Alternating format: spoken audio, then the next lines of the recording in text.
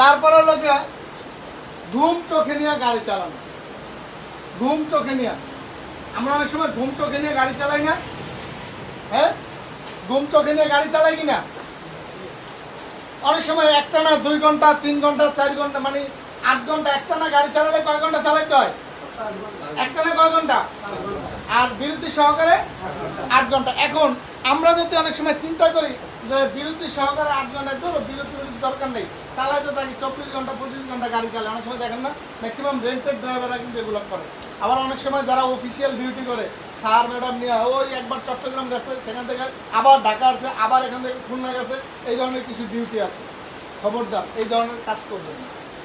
আপনাদের যাদের গাড়ি আছে, ড্রাইভার থাকলে তাদেরকে এটা করাবেন না, এবং যাদের গাড়ি নেই যারা চাকরি করবেন তারাও চিন্তা করবেন যে খবরদার এই ধরনের ডিউটি আপনারা করবেন না। কারণ একটা মানুষ যখন বসে থাকে, আপনি যতই সবল লোক হন না কেন, বসে থাকতে থাকতে চোখে যদি ঘুম আসে আপনি কিন্তু দুর্বল হয়ে যাবেন।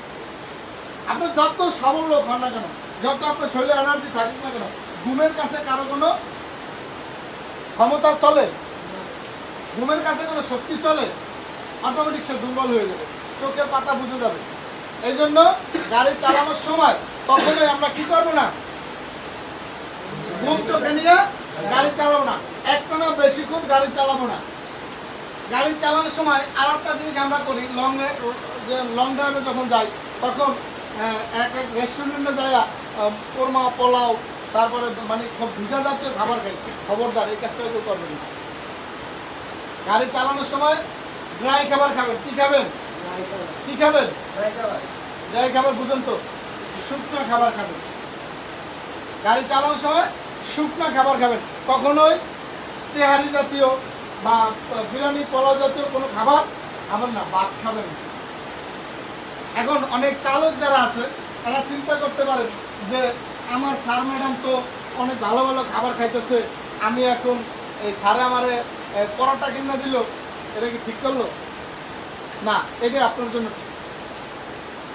কারণ আমার এখান থেকে যারা ট্রেনিং করে যারা চাকরি করবেন তারা সবসময় মাথায় রাখবেন যে সময়ের চেয়ে জীবনের মূল্য অনেক বেশি, খাবার থেকেও আমার জীবনের মূল্য অনেক বেশি।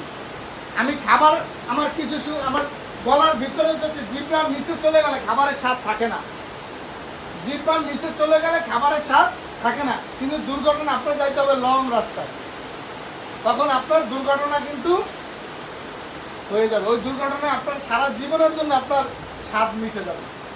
এই জন্য খাবার আমি কি খাবার খাবো? ড্রাই খাবার খাবো। অনেক সময় যারা নিজেদের গাড়ি নিজেরা চালাবেন, অনেক সময় বন্ধু বান্ধব বা ফ্যামিলির লোকজন নিয়ে চিন্তা করলেন যে যাই আজকে একটু ভালো মন্দ খাই, হ্যাঁ তারা খায়। আপনি যখন ড্রাইভ করবেন আপনি কখনোই ওই অত ভালো মন্দ খাওয়ার চিন্তা করেন না। ভালো মন্দ শুকনার ভিতরেও আছে, ভালো মন্দ শুকনার ভিতরে আছে না, সেটা খাবেন। যাদের ড্রাইভার আছে তাদেরকে বুঝাবেন। অনেক সময় ড্রাইভাররা বুঝে না, অনেক সময় তাদের মাইন্ডে নাই, কারণ এই ধরনের ক্লাস তারা করে নাই। তখন তাদেরকে বুঝাবেন, প্রয়োজন হলে এখন তুমি আমার সাথে গরু গোস্তিতে ভাত খেলে তোমার 200 টাকা বিল হতো, ধরো তোমাকে 250 টাকা দিলা, তারপরে তুমি এখন গরু গোস্তিতে খেয়ে নাও, অন্য কোনো খাবার খাও। তাকে এইভাবে বুঝাবেন, তখন দেখবেন যে অটোমেটিক সে আসলে বুঝতে পারবে। ঠিক আছে?